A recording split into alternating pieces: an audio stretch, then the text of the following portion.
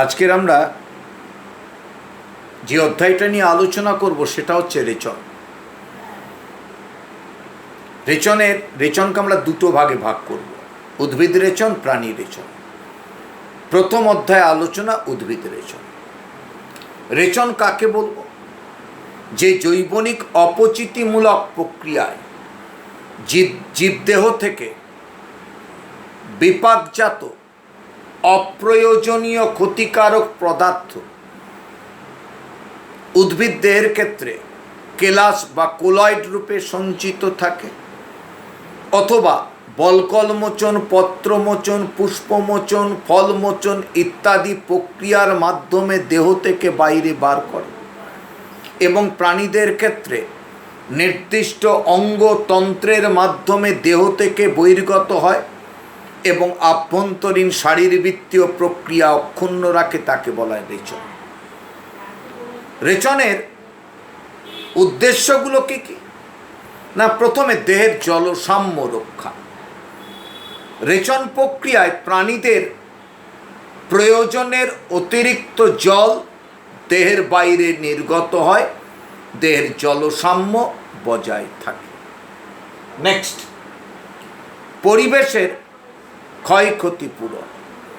জীবদের পরিত্যক্ত রেচন পদার্থ বিভিন্ন জীবাণুর সাহায্যে বিশ্লিষ্ট হয়ে আবার সরল অজৈব পদার্থে পরিণত হওয়ায় জীবদেহ সেই সব সরল অজৈব পদার্থকে পুনরায় ব্যবহার করে, ফলে প্রাকৃতিক পরিবেশের ক্ষয়ক্ষতি পূরণ হয়। সুতরাং বলা যায় রেচন পদার্থ প্রকৃতির নিকট খুবই মূল্যবান। নেক্সট, প্রোটোপ্লাজমীয় বস্তুর সমতা রক্ষা। প্রতিটি সজীব কোষের প্রোটোপ্লাজমে অবিরাম বিপাকীয় ক্রিয়া সম্পন্ন হয়। অপচিতি বিপাকের ফলে যেসব দূষিত রেচন পদার্থের সৃষ্টি হয় সেগুলি কোষ থেকে দূরীভূত না হলে প্রোটোপ্লাজমের বিপাকীয় ক্রিয়া বন্ধ হয়ে কোষের মৃত্যু ঘটে। সুতরাং রেচন ক্রিয়ার মাধ্যমে প্রোটোপ্লাজমীয় বস্তুর সমতা বজায় থাকে এবং বিভিন্ন বিপাকীয় ক্রিয়াগুলি স্বাভাবিকভাবে সম্পন্ন হয়। নেক্সট, উদ্ভিদ ও প্রাণীর পারস্পরিক সুবিধা। রেচনের মাধ্যমে উদ্ভিদ ও প্রাণী একে অপরের উপকার করে। প্রাণীদের রেচন পদার্থ দ্বারা উদ্ভিদরা উপকৃত হয়, আবার উদ্ভিদের রেচন পদার্থ দ্বারা প্রাণীরা উপকৃত হয়। যেমন সিংকোনা গাছের ছাল থেকে প্রস্তুত কুইনাইন ম্যালেরিয়া রোগের মহৌষধি, আবার প্রাণীজ রেচনজাত পদার্থ উদ্ভিদের ক্ষেত্রে সার হিসেবে ব্যবহার হয়ে থাকে। নেক্সট হচ্ছে তোমার যাকে বলা হয় অর্থনৈতিক সুবিধা। উদ্ভিদের বিভিন্ন রেচন পদার্থ থেকে মানুষ নানা প্রকার অর্থনৈতিক সুবিধা লাভ করে। ভেষজ শিল্পে, কাষ্ঠ শিল্পে, চর্মশিল্পে, আঠা উৎপাদনে এই উদ্ভিদের রেচনজাত পদার্থ চাহিদা ও ব্যবহার অপরিসীম। এইসব শিল্পজাত দ্রব্য বিপণনের মাধ্যমে মানুষ প্রচুর অর্থনৈতিক সুবিধা ভোগ করতে সক্ষম হয়ে থাকে। নেক্সট, উদ্ভিদের রেচন পদার্থের বা উদ্ভিদের রেচনের বৈশিষ্ট্যগুলো আমরা আলোচনা করব। 1 নম্বর পয়েন্ট, উদ্ভিদের বিপাকীয় কার্যাবলী প্রাণীদের তুলনায় কম সক্রিয় এবং উদ্ভিদের অপচিতি কম হওয়ায় রেচন পদার্থগুলি কম পরিমাণে তৈরি হয়, ফলে ক্ষতির আশঙ্কা উদ্ভিদের কম থাকে। 2 নম্বর পয়েন্ট, উদ্ভিদের তৈরি রেচন বস্তুর বেশিটাই কোষীয় উপাদান সংশ্লেষে উপচিতি দ্বারা ব্যবহৃত হয়। যেমন উদ্ভিদের শ্বসনে তৈরি কার্বন ডাইঅক্সাইড ও জল সালোক সংশ্লেষে খাদ্য বস্তু তৈরিতে কাজে লাগে। প্রোটিনের বিপাকের ফলে উৎপন্ন অ্যামোনিয়া প্রধানত অ্যামিনো অ্যাসিড তৈরিতে ব্যবহৃত হয়। সুতরাং উদ্ভিদে উৎপন্ন রেচন পদার্থগুলি বিভিন্ন উপচিতি বিপাকের ফলে বিভিন্ন কোষীয় দ্রব্যে রূপান্তরিত হয়। নেক্সট, উদ্ভিদের বিপাকে মূলত কার্বোহাইড্রেট জাতীয় উপাদান ব্যবহৃত হয়, ফলে কার্বন ডাইঅক্সাইড ছাড়া অন্যান্য রেচন পদার্থ কম পরিমাণে উৎপন্ন হয়। নেক্সট, উদ্ভিদের রেচনজাত পদার্থ অদাব্য কেলাস বা কোলয়েড রূপে উদ্ভিদদের সঞ্চিত থাকে। নেক্সট, উদ্ভিদদের নির্দিষ্ট রেচনাঙ্গ না থাকায় এরা দেহ থেকে প্রাণীদের মতো সহজে বের হতে সক্ষম নয়। উদ্ভিদে উৎপন্ন গ্যাস, জলে দ্রাব্য রেচন পদার্থ সমূহ ব্যাপন প্রক্রিয়ায় বেরিয়ে যায় এবং উদ্ভিদের নাইট্রোজেন গঠিত রেচন পদার্থ কম উৎপন্ন হওয়ায় বিষক্রিয়ার সম্ভাবনা কম থাকে। উদ্ভিদের রেচন পদার্থ ত্যাগের কৌশল। প্রথমে পত্রমোচন। চিরহরিত উদ্ভিদ ও পর্ণমোচী উদ্ভিদগুলো তাদের দেহে সৃষ্ট রেচন পদার্থগুলিকে সাময়িকভাবে সঞ্চিত রাখে। কোথায়? না পাতায়। চিরহরিত উদ্ভিদ যেমন আম, জাম, কাঁঠাল প্রতিদিনই কিছু না কিছু পাতা ঝরানোর মাধ্যমে রেচনজাত পদার্থ দেহের বাইরে বের করতে সক্ষম হয়। আবার আমরা দেখি শিমুল, আমড়া প্রভৃতি পর্ণমোচী উদ্ভিদ বছরের একটি নির্দিষ্ট ঋতুতে দেহ থেকে সম্পূর্ণ পাতা ঝরানোর মাধ্যমে রেচনজাত পদার্থ দেহের বাইরে বের করে দেয়। বলকল মোচন।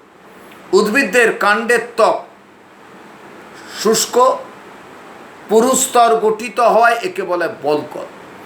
অর্জুন, পেয়ারা, ইউক্যালিপটাস প্রভৃতি উদ্ভিদে সাময়িকভাবে এদের বাকলে রেচনজাত পদার্থ জমা রাখে, নির্দিষ্ট সময় অন্তর দেহ থেকে অপসারণ ঘটায়। সিংকোনা গাছের রেচন বস্তু ট্যানিন, সিংকোনা গাছের রেচনজাত বস্তু কুইনাইন, এটি বাকলে জমা হয় এবং বলকল মোচনের মাধ্যমে দেহ থেকে বাইরে বেরিয়ে যাবার ক্ষমতা রাখে। পুষ্পমোচন। কোনো কোনো উদ্ভিদ তাদের পুষ্পপত্রের মধ্যে রেচনজাত পদার্থ সাময়িকভাবে সঞ্চয় করে রাখে। এই পুষ্পমোচনের মাধ্যমে রেচনজাত পদার্থ দেহের বাইরে বের করে দেয়। যেমন আর্টেমিসিয়া গাছের পুষ্পপত্রে সঞ্চিত উপকারটির নাম স্যান্টোনিন, যা কৃমিনাশক। নেক্সট, ফলমোচন। কোনো কোনো উদ্ভিদের ফল পুষ্ট হবার সাথে সাথে তাতে রেচন বস্তু সঞ্চিত হয়। যেমন লেবুতে সঞ্চিত থাকে সাইট্রিক অ্যাসিড, তেঁতুলে সঞ্চিত থাকে তোমার টার্টারিক অ্যাসিড, আপেলে সঞ্চিত ম্যালিক অ্যাসিড, আমের বীজে সঞ্চিত গ্যালিক অ্যাসিড। এবং আমরা দেখি এই সমস্ত ফলত্যাগের মাধ্যমে জৈব অ্যাসিডগুলি দেহের বাইরে বেরিয়ে যাবার ক্ষমতা রাখে। এখন রেচনজাত পদার্থের দুটো ভাগ, একটা নাইট্রোজেন বিহীন আর একটা নাইট্রোজেন যুক্ত। নাইট্রোজেন বিহীন রেচন পদার্থকে তিনটে ভাগে ভাগ করব: গঁদ, রজন, তরুক্ষী। গঁদ কাকে বলবো? উদ্ভিদের কোষপ্রাচীরের সেলুলোজ অংশের বিশ্লেষণের মাধ্যমে নাইট্রোজেন বিহীন রেচন পদার্থ, যা আঠালো, জলে দ্রবণীয় এবং এই সঞ্চয়জাত রেচন পদার্থ যেটা সৃষ্টি করে তাকে বলা হয় গঁদ।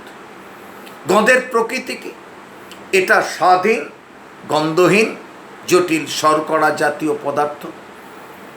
উদ্ভিদের কোষপ্রাচীরের সেলুলোজ জারিত বিশ্লিষ্ট হয়ে ইহা সৃষ্টি হয়। জলে দ্রবীভূত হলে এটি আঠালো সান্দ্র দ্রবণের সৃষ্টি করে। প্রাকৃতিকভাবে কোনো আঘাতের ফলে গঁদ উদ্ভিদের কাণ্ড বা শাখার বাকল থেকে এটি কি হয় না নিঃসৃত হবার ক্ষমতা রাখে। নেক্সট আমরা কি দেখব? না গঁদ জলে দ্রবণীয় কোলয়েড জাতীয় জৈব পদার্থ, গঁদ জলে দ্রবণীয় কোলয়েড জাতীয় এক বর্জ্য পদার্থ যা জলের মিশ্রণে ফুলে ওঠে। বাতাসের সংস্পর্শে এলে গঁদ এরা কি করে, শক্ত হয়ে যায়। যেমন আমরা বলতে পারি কর্পূর। এখন গঁদের অর্থকরী গুরুত্ব কি না, উৎকৃষ্ট গঁদ ছাপার কালি তৈরিতে, কাগজ মুদ্রণে অর্থাৎ মুদ্রণ শিল্পে, প্রসাধন শিল্পে, সিগারেট শিল্পে কাজে লাগে। বাবলা গাছের গঁদ গাম আরাবিক ঔষধ রূপে ব্যবহৃত হয়। ভেষজ শিল্পে ভেষজ ঔষধ রূপে ব্যবহৃত হয়, যেমন বাইটোকাপ সিরাপ। কর্পূর সুগন্ধি হিসেবে, আবার মিষ্টান্ন প্রস্তুতিতে, জল পরিশোধনে, এবং এটি বিভিন্ন পোকামাকড় বা পিঁপড়ে ইত্যাদির হাত থেকে আমাদের রক্ষা করে এবং মসকুইটো রিপিল্যান্ট রূপে ব্যবহৃত হয়। দেয়ালে চুনকাম করতে গঁদ ব্যবহৃত হয়, যা জীবাণু নির্বীজকরণে এবং রঙকে ধরে রাখতে ব্যবহৃত হয়। টফি, লজেন্স ইত্যাদির প্রস্তুতিতে গঁদ ব্যবহৃত হয়। কাষ্ঠশিল্পে, বই বাঁধাই শিল্পে, বার্নিশের কাজে গঁদ অত্যন্ত প্রয়োজনীয়। অফিসের কাজে, দপ্তরি শিল্পে গঁদের আঠার ব্যবহার উল্লেখযোগ্য। তরুক্ষীর কাকে বলবো? বট, শিয়ালকাটা, আকন্দ প্রভৃতি উদ্ভিদের কাণ্ড, পাতা ইত্যাদির ক্ষীরকোষ ও ক্ষীরনালীতে সঞ্চিত নাইট্রোজেনবিহীন কোলয়েড ধর্মী রেচন পদার্থকে বলা হয় তরুক্ষীর। প্রকৃতি কি? এটি প্রোটিন, গঁদ, রজন ইত্যাদির জলীয় মিশ্রণ। এটি প্রকৃতপক্ষে এক প্রকারের অবদ্রব্য। কোনো কোনো উদ্ভিদের ক্ষীরকলা নামক বিশেষ কলার মধ্যে এটি প্রবাহিত হয়। ক্ষীরকলার শাখাহীন ও শাখাযুক্ত নালীপথকে ক্ষীরকোষ ও ক্ষীরনালী বলে। তামাকে ক্ষীরনালী, করবী, আকন্দ প্রভৃতি উদ্ভিদে ক্ষীরকোষ বর্তমান। তরুক্ষীরের মধ্যে অনেক সময় শ্বেতসার দানা সঞ্চিত থাকে, যেমন কাঁঠাল, পেঁপে ইত্যাদি। বিষাক্ত তরুক্ষীর যেমন আফিম, রবার ইত্যাদি। এবং আমরা দেখি এই তরুক্ষীর উদ্ভিদের ক্ষত সারাতে ব্যবহৃত হয়। নেক্সট, এই তরুক্ষীর কোথায় পাওয়া যায়? বট, আকন্দ, কাঁঠাল, পেঁপে, ডুমুর প্রভৃতি উদ্ভিদের পত্র ও কাণ্ডস্থিত ক্ষীরকোষ ও শাখান্বিত ক্ষীরনালীতে তরুক্ষীর সঞ্চিত থাকে। প্রাকৃতিকভাবে অথবা আঘাতজনিত কারণে তরুক্ষীর নিঃসৃত হয়। তরুক্ষীরের প্রকারভেদ কি? সাদা বর্ণ বট, আকন্দ, রবার গাছ থেকে বেরোয়। হরিদ্রাব্য বর্ণে শিয়ালকাটা, আফিম প্রভৃতি উদ্ভিদ থেকে বেরোয়। বর্ণহীন কলা, কলাবতী, তামাক প্রভৃতি উদ্ভিদ থেকে বেরোয়। অর্থকরী গুরুত্ব কি? পেঁপে গাছ থেকে প্রাপ্ত তরুক্ষীরের নাম প্যাপেইন, যা হজমের ঔষধ প্রস্তুতিতে ব্যবহৃত হয়, প্রোটিন জাতীয় খাদ্যের পাচনে ব্যবহৃত হয়। ফাইকাস ইলাস্টিকা, হিবিয়া ব্রাজিলিয়ানসিস প্রভৃতি উদ্ভিদ থেকে প্রাপ্ত তরুক্ষীর দিয়ে বিশেষ উপায়ে রবার প্রস্তুত করা হয়। এই রাবার বাণিজ্যিক ক্ষেত্রে পেন্সিলের দাগ তুলতে ব্যবহৃত হয়। জল নিরোধক বস্তুরূপে আমরা দেখি তরুক্ষীর ব্যবহৃত হয়। রবার, গাটাপারচা, ইলেকট্রিক তার ও বৈদ্যুতিক সরঞ্জামে বিদ্যুৎ নিরোধক রূপে তরুক্ষীর ব্যবহৃত হবার ক্ষমতা রাখে। টেলিফোনের রিসিভার, পাইপ, জুতো, গলফ খেলার বল, ফুটবলের ব্লাডার ইত্যাদি তৈরিতে রবার অপরিহার্য উপাদান। বিভিন্ন ধরনের তরুক্ষী প্লাস্টিক নির্মাণে, যেমন খেলনা, দৈনন্দিন ব্যবহারযোগ্য পণ্য উৎপাদনের মূল কাঁচামাল। ব্রোসিমাম গ্যালাক্টোডেন্ড্রন নামক উদ্ভিদ থেকে প্রাপ্ত তরুক্ষীর ভেনেজুয়েলার অধিবাসীরা দুধের বিকল্প খাদ্যরূপে ব্যবহার করতে সক্ষম হয়। তরুক্ষীর উদ্ভিদের ক্ষতস্থান নিরাময় সাহায্য করে।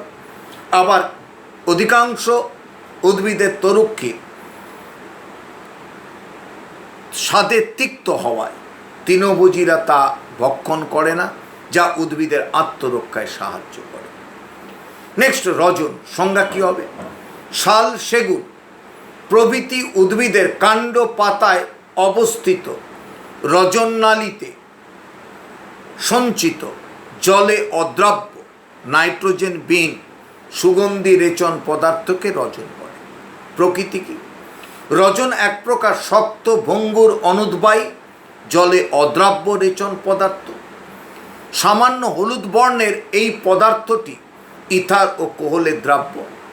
এই পদার্থটি হলুদ রসের তরল রূপে একরকম কোষনালী ও রজননালীতে থাকে।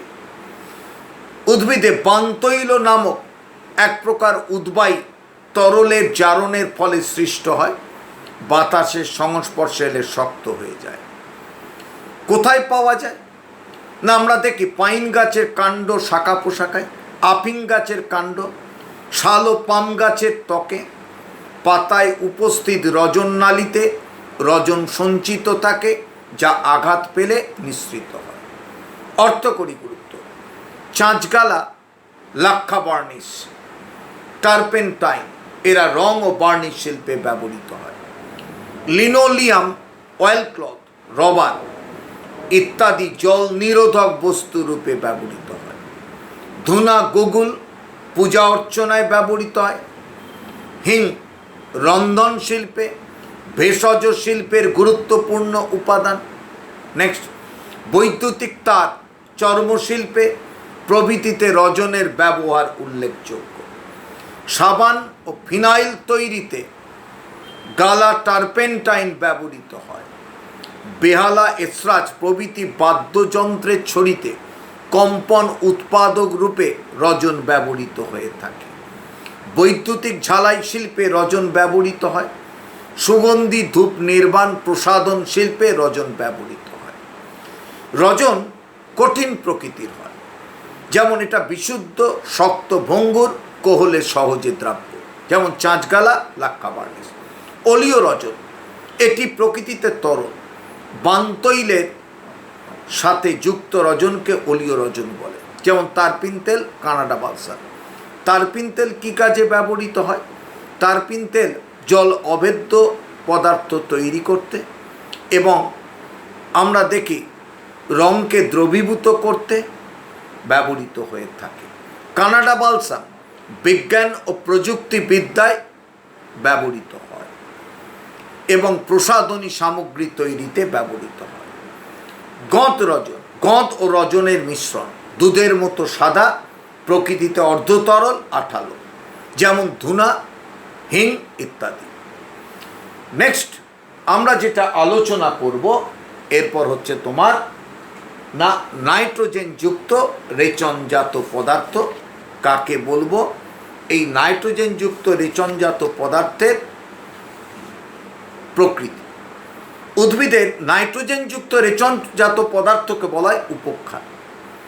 প্রোটিন বিপাকের ফলে উপক্ষার তৈরি হয়। উপক্ষার হলো কার্বন, হাইড্রোজেন, অক্সিজেন, নাইট্রোজেন দ্বারা গঠিত জৈব যৌগ, স্বাদে তিক্ত এবং ঔষধি গুণ সম্পন্ন। এগুলি এককভাবে বা জৈব অ্যাসিডের সঙ্গে যুক্ত অবস্থায় থাকে। এরা বিষাক্ত প্রকৃতির হয়, যেমন কুইনাইন সিংকোনা গাছের বাকলে থাকে, ম্যালেরিয়া রোগের ঔষধ তৈরি করে। নিকোটিন তামাক গাছের পাতায় পাওয়া যায়, স্নায়ুতন্ত্রকে উদ্দীপিত করে, মানসিক অবসাদ দূর করে।